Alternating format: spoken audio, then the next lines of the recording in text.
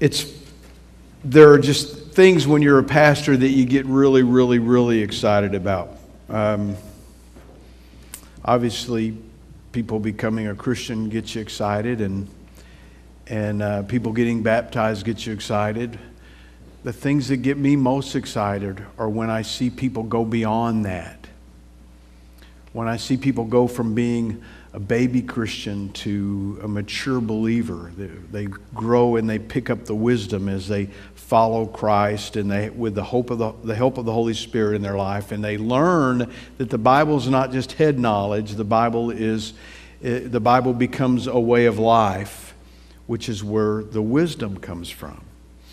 We like to use the term leap here. By the way, if you've noticed the little pages that you get of 3 holes in them, and we have these little notebooks back there. You can't get that size notebook anywhere. We have to order those, but we call those our leap notes, because leap means listen, engage, apply, and produce. And that's what, as a pastor, as a shepherd, that's what I'm all about. And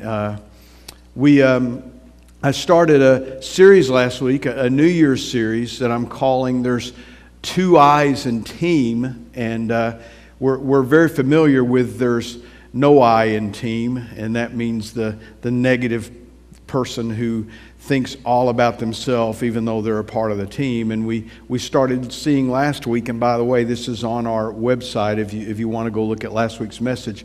The things that I'm teaching you, I'm dealing specifically as it applies to the church.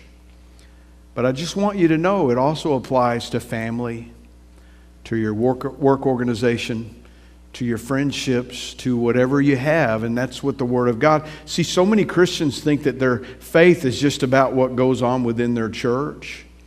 But what we have to remember is that we are God's of with skin, and we represent, and we're a part of, as the church, we're a part of the world that's going on out there all the time. So my goal always is that when you leave here on Sunday morning, you've learned something that's going to help you take another step closer to being more like Jesus.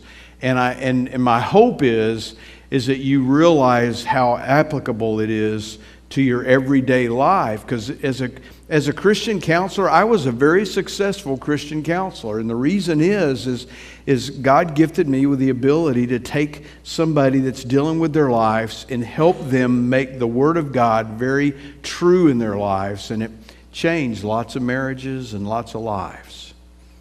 But I'll tell you something, just teaching it didn't make it happen.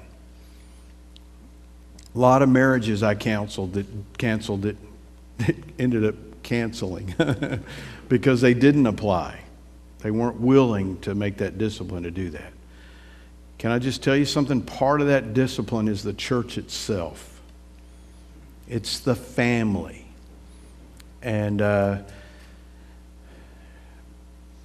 I challenge people all the time, because there's so many people that just, they think of their church as their church home, but they go to that church home about once a month, or maybe twice a month, or maybe once every 6 weeks. And I'll just tell you, I make this challenge all the time. If you'll go at least 6 weeks in a row, you'll start to realize how important it is in your life to have that weekly meeting with the family where you worship and learn together. Team stands for together everyone achieves more. Together everyone achieves more. And last week I told you the story of Scoop, one of our first church members. And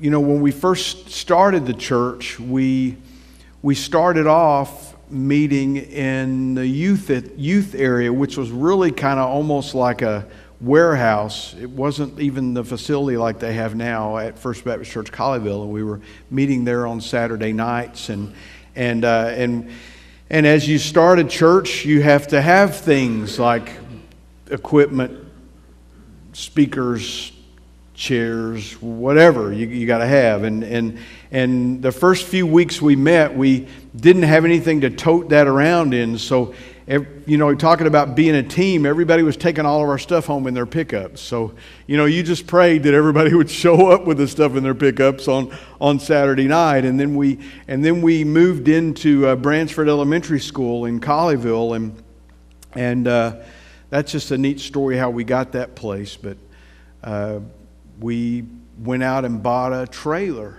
and it was just the right size, that if everything was crammed in there just right, it fit. And the cool thing was, every Sunday morning at 7 o'clock, whoever had the trailer at their house that morning would bring it to the church, to the school, and a group of us would be there to unload, to set up. Vet was a part of that. And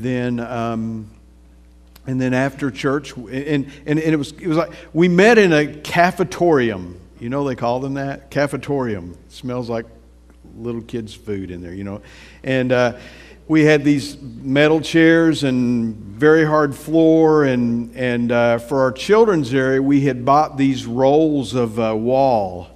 It was a wall roll. I don't know what else you call it. But we would set up in the gymnasium, and we made our kids area in the gymnasium with these little portable walls. And then at the end of the service, it was kind of cool because more people would jump in and help load back after the service than were there at 7 o'clock in the morning.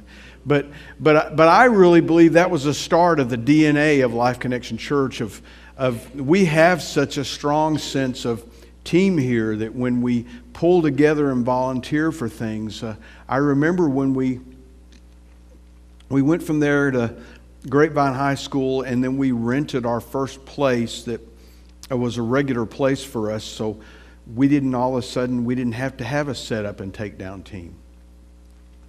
And I remember the guys who I thought would be just so grateful that they weren't having to get up there at 7 o'clock in the morning saying, I really miss that.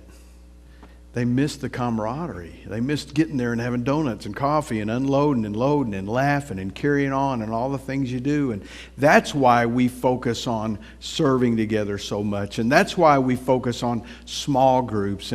But what we do know, the people that are a part of it, and I can look around the room, the new McLean group back there that just started last Sunday night. And I think next Sunday night, is next Sunday night when the new group that has child care starts. And by the way, we already need another house for that group. So we're putting together more small groups, and it's just so much a part of who we are, and being a team and accomplishing things together is it's such a powerful way for this to really become, and you understand that this is your family.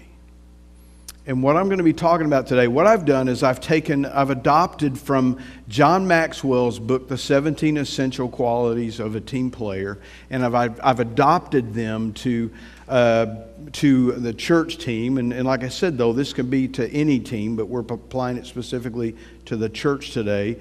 And we're going to deal with how to be a team player. And so what do you do with that? You go, well, am I getting everything out of my faith that I want to get out of my faith? Am I growing and maturing like I should be maturing?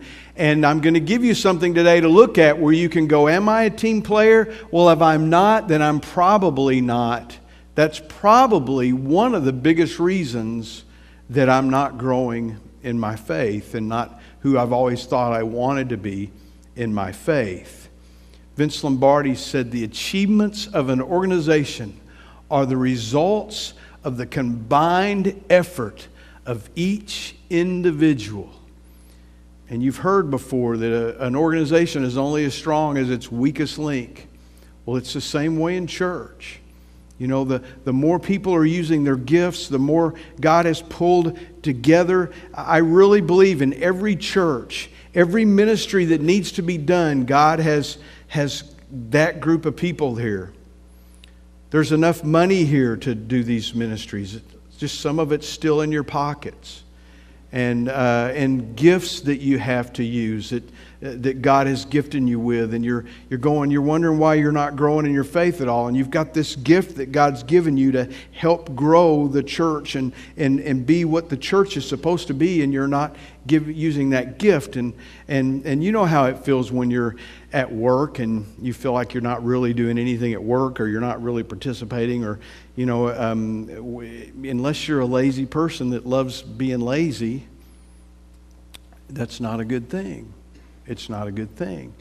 And the two I's in team are the great I am, which is God, and you and me, the I's. We're the part, and we've all got a part to be of this team. So let's just look, and I think I gave you five or six different team player, what it's like to be a team player.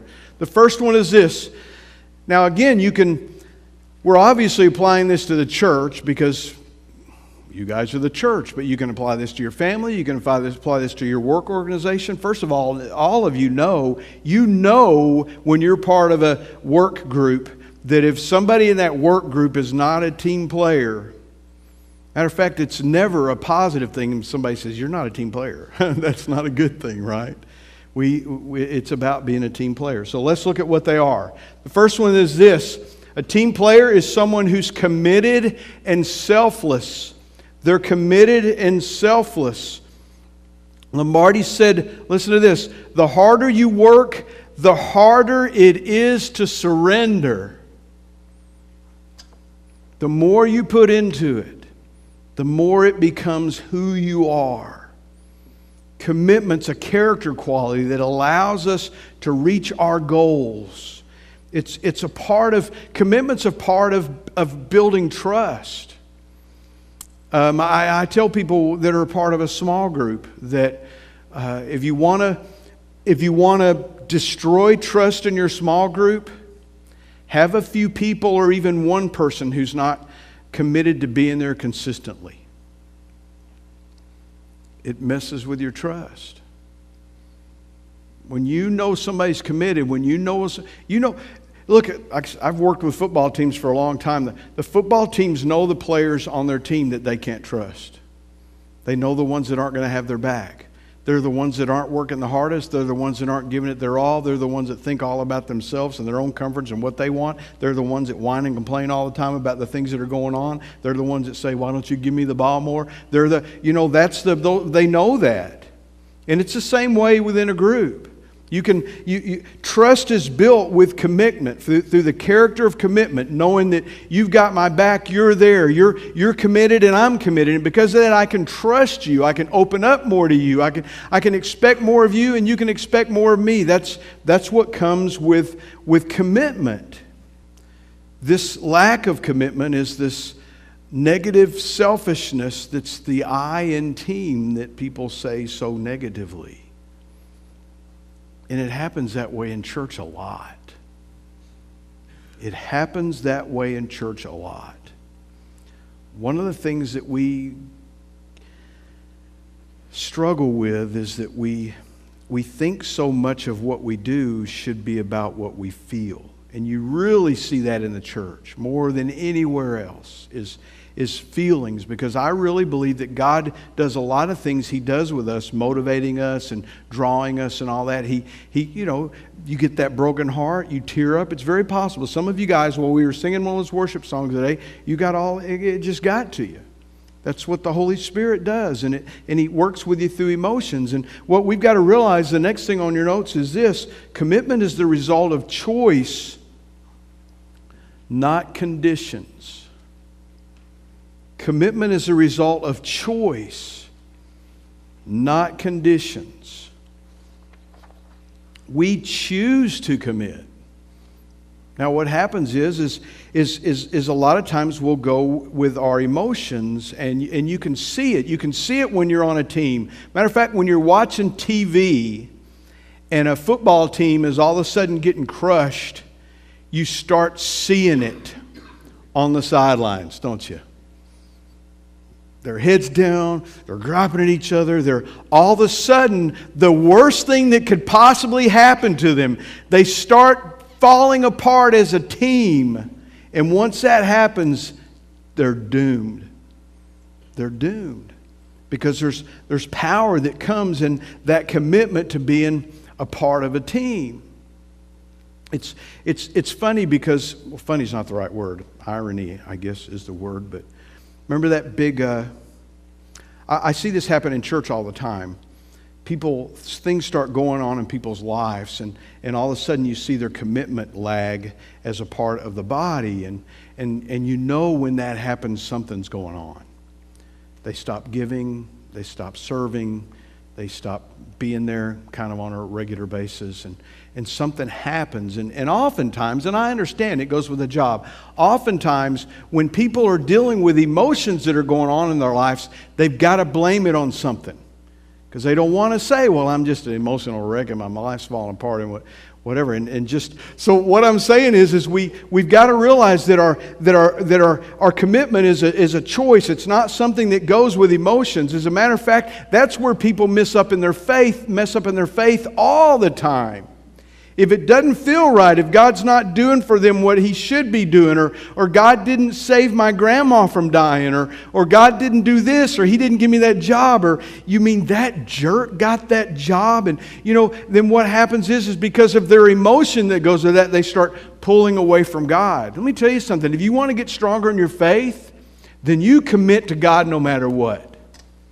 I'm committed to following you and obeying you, Lord, and trying to live a holy life no matter what goes on in my life emotionally.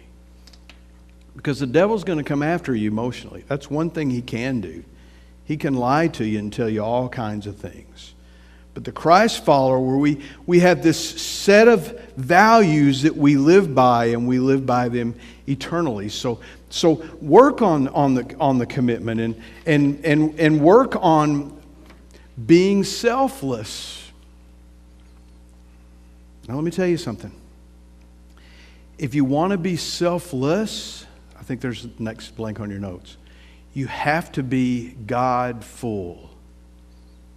That's the only way. I know some of y'all have had marriages that you've really struggled through, and some of you have been through divorces and all, and I will have somebody call me. And because of my counseling background, I have people call me from every mega church in the area. I have people call me. They're not always very close to their pastors and all, and they know my background, so people call me all the time when their marriages start falling apart and everything, and they know my counseling background, and they almost want to fight with me when I tell them they can save their marriage. You can save your marriage. But the key to saving the marriage is to becoming God-full. Is to becoming selfless instead of selfish. That's the key. Now, it's very, very, very hard.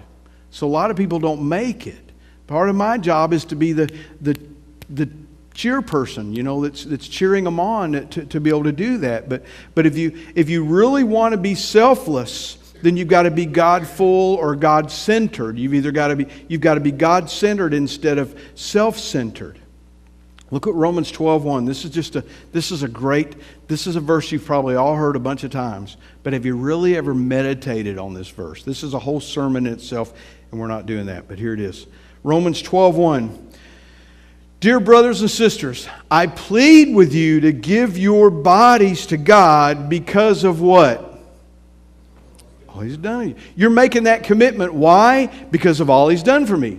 Not because it feels good right now, or because of the situation that I'm in right now, or because I'm desperate right now and I need God more than anything. No, I'm going to give myself to God because of what He's done for me. That's my commitment. You know what's weird about that? That if that's the focus of your commitment, it will never change. God will always have done what He's done for you. Always. So you can base your commitment on that. I plead with you to give your bodies to God because of all that He's done for you. Let them be a living and holy sacrifice, the kind He will find acceptable. This is what? Say it with me. Truly the way to worship God.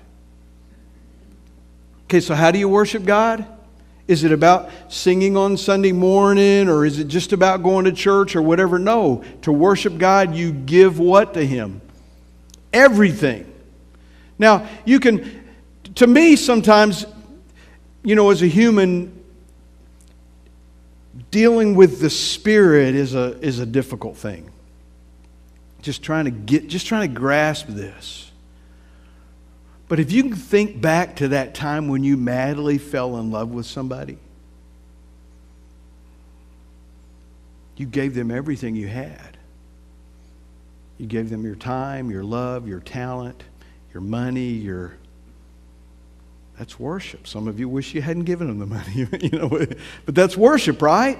That's worship. You don't want to call it worship, but that's what it is. And I throw that picture into your head because it's way easier to think about falling madly in love with that person that you fell in love with than it is in our relationship with God, because it's spiritual. But that's what you do.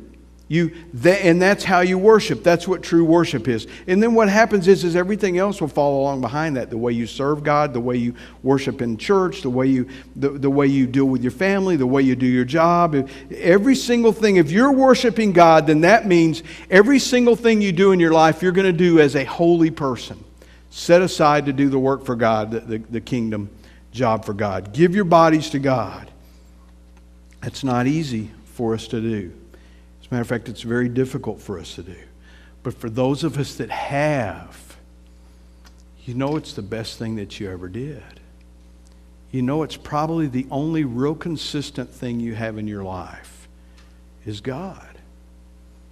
He doesn't change. That's what's so cool about when you see. I got an email from somebody the other day because he read this blog of this guy who has become very liberal in his theology, and he emailed me and he said, "This makes a whole lot of sense to me." So I went and I read the blog. There was absolutely no truth to back up anything the guy said. The only truth was this is how I feel it ought to be. I mean, he kept saying, it only makes sense to me that this is the way it ought to be. But that's what's so comforting and gives such great confidence, is when we understand and read and study the Word of God and realize that's what it is, not what it ought to be. And if you set that as your foundation, then you're going to have a peace in your life like you've never had before. At LCC, we have a commitment. When people come to LCC and they want to become a part of the body, we look at them and I thought I brought my glasses up here, but I didn't bring my glasses up here. Somebody's going to have to come. Are those magnifying? Oh, I'm going to look good with those on.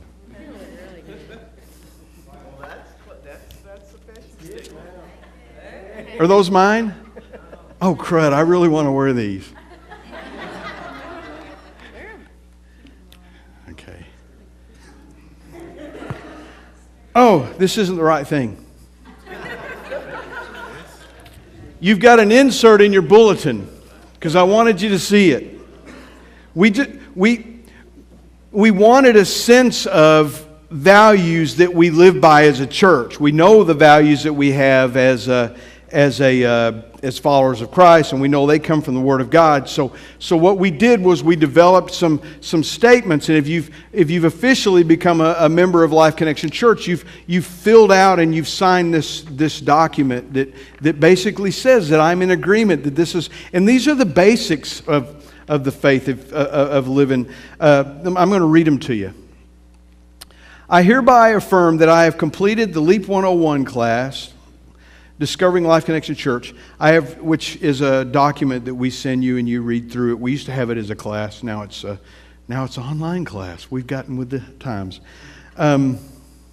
I have received Jesus Christ, my Lord and Savior. I've been baptized, or I will be baptized. I agree with and commit myself to the mission, vision, and values of Life Connection Church. I commit myself to be a participating member of LCC. While I'm a member of LCC, I agree to the following. Now, what's cool about this is, just like when you're a part of a team or anything, and you've got this set of values that you live by, that's where trust is built. And that's where strength is built, and that's where power is built. And the cool thing that's different about Life Connection Church and a football team or Life Connection Church and something corporation out there is God is the center of what we do. Look what they say. Number 1, I will protect the unity of my church by acting in love toward other members, by refusing to gossip, by following the leaders. Now you look at that, and boy, isn't that logical? Well, it's also biblical. It's also biblical. I will share the responsibility of my church by paying for its growth, by inviting the unchurched to attend, by warmly welcoming those who visit. That all seems like, wouldn't that? I mean, and these are just things that it's just like I always tell people, this is your home. If other people were coming into your home, you would make them feel welcome. You would do these things. That's what you would do. But we just got a whole family, the group that does this. I will serve the ministry of my church by being equipped to serve by my pastors and by developing a servant's heart and being a minister. I will support the ministry of my church by attending faithfully, by learning how and living a life of faith, and by supporting LCC financially and regularly. This is if you've never become a part of Life Connection Church before or done the 101, this is it. This is a set of values that we all agree on, and what comes with that is it comes a certain level of trust that comes with that as we go about doing it together. So the first thing you do is be committed and be selfless. The second thing a team player does is stay prepared and improving. Stay prepared and improving. Preparation can mean the difference between winning and losing in an organization. You always hear coaches after a game say, well, we just weren't prepared. We weren't prepared. Roger Staubach said, spectacular achievements come from unspectacular preparation. It's better to prepare than to repair, Roger Staubach said. Does a Christian have to prepare to do the work of Christians? Yes. People talk to me all the time about, I don't know if I'd ever be able to do that. And here's what people do. If they go, when you get in the mindset, oh, I don't think I'll ever be able to do that, you know what ends up happening? You don't end up doing anything here either. It's almost like for some people, I can do anything at the office, but when I get in the situation where I'm spiritually responsible, can I just say something? You're spiritually responsible at the office too. But staying prepared, and the best way to stay prepared is reading your Bible and studying and going after, chasing after God, worshiping God, and then serve where you're at. Serve somewhere. We got a place of everybody in here who wanted to serve and be a part of this church family. We can put you someplace. And what amazing would happen if we did that, we would start discovering other ministries that we have, because there's hidden ministries in here that we don't even know about yet because people haven't come forward. But the idea of being prepared and then constantly improving. Look, just in life in general, if you're not improving all the time, it's boring. It's boring. And what a lot of people have done is because things have gone wrong in their life, they've kind of pulled back. Look at 1 Peter 3:15 and 16. One of my favorite passages of Scripture, as are all of them. Instead, you must worship Christ as Lord of your life, and if someone asks about your Christian hope, always be ready to explain it. See, I think that's why a lot of Christians don't share their faith, because they're afraid somebody's going to ask them about the book of Leviticus. Right? Would you agree? I'm scared to death somebody's going to ask me about the book of Leviticus. But you know what I've learned to say? Call Bob.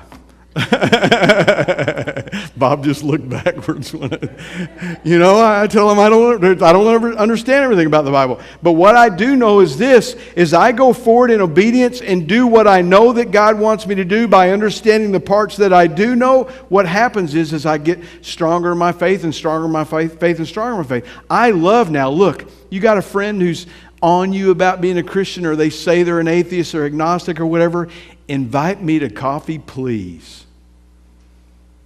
And I promise you, I'm not going to bring a big black sign that says turn or burn. I'm going to tell them my buttology. Anyone can argue with my theology. But you can't argue with the fact that I once was this, but now because of Christ I'm this. And you don't have a buttology if you're not working on your butt. And that's not a New Year's resolution commercial. That's not about great abs. It's about the life change that happens as you go along. That's the thing that people are looking for. That's the thing that people are looking for. What are you doing now to prepare yourself as a Christian and to continue to improve? And then you can look too as, how am I becoming a better business person? How am I becoming a better family member? I can promise you, I will absolutely promise you this. And if you want to take me on with this in 2014, I promise you, if you will become a better Christian, let's grade it on December 31st, 2014. You will be a better father. You will be a better mother. You will be a better employer. You will be a better employee. And I'll go with you and interview the people around you, and they'll tell you that. They will. Because it won't be just that you know the Bible better in your head. It'll be that you're God's love with skin to the people around you.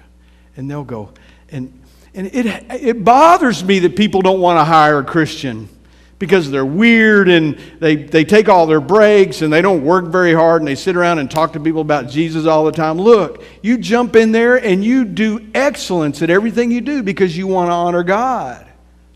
And then when somebody says, you know, everybody else right now is just kind of sitting around the last 5 years I was with Texas Power and Light, they were talking about downsizing. There was a whole lot of standing around the water jug talking. Nobody getting their work done. But I worked hard. Because you know what? I wasn't working for Texas Power and Light. I was working for God when I showed up. And that makes all the difference in the world. So we're committed and selfless. We're prepared. We're improving. We're relational and we're enlarging. We're relational and we're enlarging. Let us think of ways, Hebrews 10:24 says, to motivate one another to acts of love and good works. If as part of the family, we're relational, but it's also our job to help each other be better. You know, Jimmy should be better because he knows me, and I should be better because he knows me. We should be that for each other by encouraging one another and building one another up. That's so important. You know, when I was talking to you about commitment earlier, committing to being to church is important. You know, if a new person comes to church and they walk in the door and somebody greets them and somebody says hi, and then when they come in here they sit down and they sit over here next to Phoebe, and Phoebe looks at them and says, "Oh, so glad you're here today," and you know, where are you, you know, and they're talking before church starts and all that other kind of stuff. Well, next week when that person comes to church, who are they looking for? So what happens when Phoebe's not here? They're stuck with Jonas. That's my son-in-law, so I can do that, in case you're wondering. And anybody would love to be stuck with Jonas. But that's the point. People think there are people in churches, and we've had some, and I don't know how many there are people that will only show up on the days that they're serving. And you got to realize, even when you're not back there with the kids or being a greeter or whatever, you're serving. You're serving where you are. You're a part of the family. You're the person that makes that person feel good about being here. So commitment's not just about whether I show up to work in Kid Connection or not or whatever. Serving is about, commitment is about being here on Sunday morning. Oh, and you can. You don't have to put your kid in a baseball team that plays on Sunday mornings. That's a choice that you make. You don't have to stay up. You know, there are people who will stay up real late on Saturday night and then just not get up and go to church on Sunday morning. But if they had a softball game on Sunday morning, they would have been there.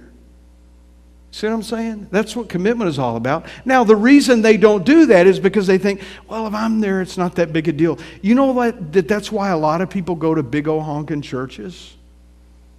They've told me. You know what I like, Royal?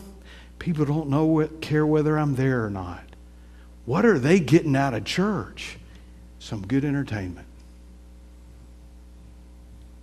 Because you're either dealing with your guilt or you're there for the entertainment if you're not there to be a part. Does that make sense? And the entertainment and the guilt part, it doesn't get fixed by doing that. So relational and enlarging. Number 4, competent, dependable, and collaborative. Competent, dependable, and collaborative. Look, when you're serving, you get there on time. If you're on the first touch team, you get here and you look at the bulletin. You make sure you make sure you're ready spiritually. And I would just say, staying up, getting drunk on Saturday night doesn't get you ready spiritually. If you want to stop drinking, you've been thinking you want to stop drinking, then go, okay, then I'm not going to drink because I got to get up and serve on Sunday morning. And you see what commitment does? Commitment changes your lifestyle. It changes the way that you do. So many pastors out there want people so much that they'll say, just do whatever you want as long as you show up here and give. God's grace is going to take care of everything else. There is nothing biblical about that. That's a piece taken out of Scripture that's not in the context of all. I'm running late. Do you give your best all the time? Look at Ephesians 4:12 through 14. The first sentence here is my job description. It's talking about pastors. Their responsibility is to equip God's people to do His work and to build up the church, the body of Christ. This will continue until we all come to such unity in our faith and knowledge of God's Son that we will be mature in the Lord, measuring up to the full and complete standard of Christ. That's our goal. Together, to do that together. Because remember, we're the body of Christ, so we want to be as much complete the body of Christ as possible. Then we will no longer be immature like children. We won't be tossed and blown about in every wind of new teaching. The Apostle Paul jumped on Christians a lot about being immature. And here's what being immature is about. Not doing what you know you're supposed to do. When I was in 5th grade, my dad had been telling me my whole life not to play with fire. Well, me and Scott Steger had a club, and there was a field right next to my parents' neighborhood. And in the club, we tried to start a campfire, and it didn't work. It just didn't work. So Scott and I decided, after all the guys went home to eat lunch, that we were going to get a fire going that would kill us. Right? And we had this little wooden fort that was built, and it was dry grass. Oh, it was right smack in the middle of a Texas summer. You know what I'm talking about. And we're going to start a fire. And when we do, we're going to do smoke signals. So we went and got towels, and we had towels ready to do. So we started this fire, and it's just kind of weird because, and I don't know how the Indians do it, but on a good dry day, a towel will catch fire about as fast as dry grass will, and so will the dry wooden building. And before you know it, it's going, and Scott Steger's house is right there on the corner, so it's heading to his house, and we're panicking, and we're slapping that sucker with a towel, and the fire's going everywhere, and it's spreading, and one of the neighbors called the firemen, and the firemen showed up, and boy, did I get a whooping. But you know what? I knew better.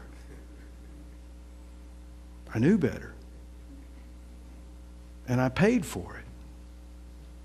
Let me tell you something. Those of you who know better, those of you are the ones that Paul is chewing out when he's saying to be more spiritually mature.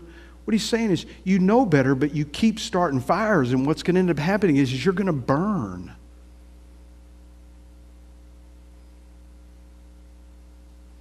And that's what spiritual maturity is all about. I don't mean burn in hell, burn. I mean it's going to eat you. It's going to cause problems for you. But when you're spiritually mature, what happens is the devil can't lie to you anymore without you knowing it. You go, oh, devil, that's a lie.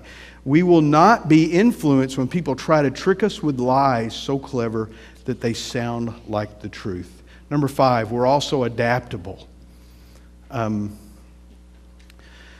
We're in a process right now. We've put a team together and we're looking at building a building out here and a new worship center so we can continue to grow. One is we're already running out of room in our children's area, and we're hoping to break ground on that by this coming Easter. So y'all be praying about that, and we're going to give you updates, and we prayed for that team that's working on that last week. But there's going to be people who aren't happy about us doing something like that. It just happens. It just happens. And there's people that are unhappy because there might come a time as we're filling up our parking lot that I tell our church family, and all that are serving, when you get here, you go park in the back 40. Because we want our guests and everything that's being adaptable and learning. And I want to tell you something. We got some people here that are incredibly adaptable. I mean, they jump in and they do things and make things happen, and that's the way it is. But if you're going to be a team player, you got to learn to be adaptable. You got to learn to be adaptable within your church. You got to learn to be adaptable when, sometimes on Sunday morning we do have people not show up for their positions to serve in. And sometimes it's because they're irresponsible, and sometimes it's because they're sick. We had 3 or 4 that were sick today that couldn't come in our kid connection. By the way, we have that hand cleaner all over the building just in case you're going, I gotta get it. We do. But anyway, being adaptable is so important. And we got to realize, remember I told you last week that Scoop didn't like our music? But Scoop realized that to reach people who are unchurched, there was a certain type of music that worked better for that. And there's certain things that you do, and I'll just tell you, those of you here that are mature believers, there are a lot of things we do on Sunday morning that I know you would like to do different, but I do it for the people that are coming that aren't you. And we know that, and there's reasons we don't dress up, and there's reasons we do. Look at what Paul wrote in 1 Corinthians. Remember, Paul was about as religious as you could possibly get. I mean, he was killing people originally because they were turning to the way of Christianity. But look what he wrote later on. This is talking about reaching them for the Lord. He says, when I'm with the Jews, I become one of them so that I can bring them to Christ. When I'm with the Gentiles, I fit in with them just as much as I can. In this way, I gain their confidence and I bring them to Christ. But I do not discard the law of God. I obey the law of Christ. When I am with those who are oppressed, I share their oppression so that I might bring them to Christ. Yes, I try to find common ground with everyone so that I might bring them to Christ. You see the theme there? It's about the mission.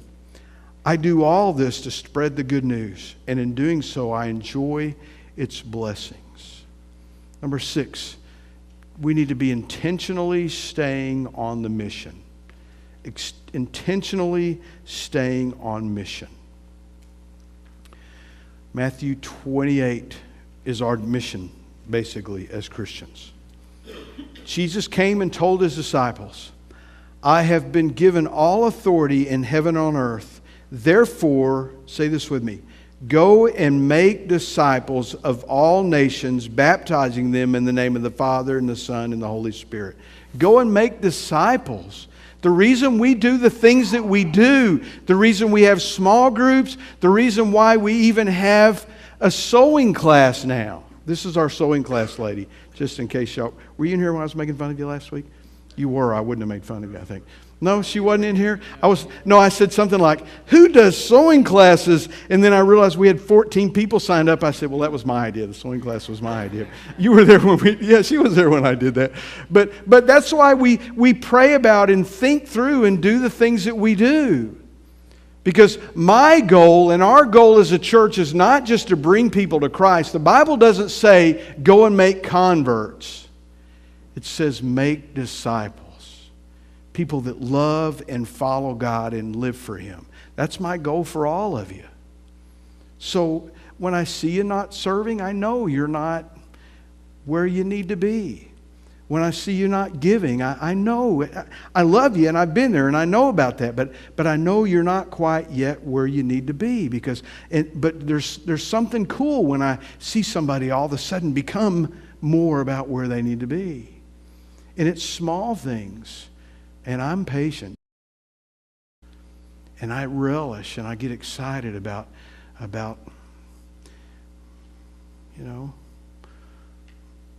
about the steps, the baby steps and the big steps. I want to tell you, Danielle, and Danielle's not real extroverted, so no way to look at her right now. I am so proud of you. I'm so proud of you that you are in an institution that probably makes fun of Christians. It's a very high academic school. She goes to Rice down in Houston. Yet she came home for the Christmas holidays going, I want to go back ready to be the Christian that I need to be in that environment. That's just exciting to me. And when I see you guys make these changes in your life and grow, and that's what it's all about. Sometimes I may sound like I'm pushing you a little bit, but didn't your dad? Now, if you hated your dad, don't hold that against me. But that's what God does too. He pushes you. He wants what's best for you because He knows that that's what's best for you. And I think I'm done.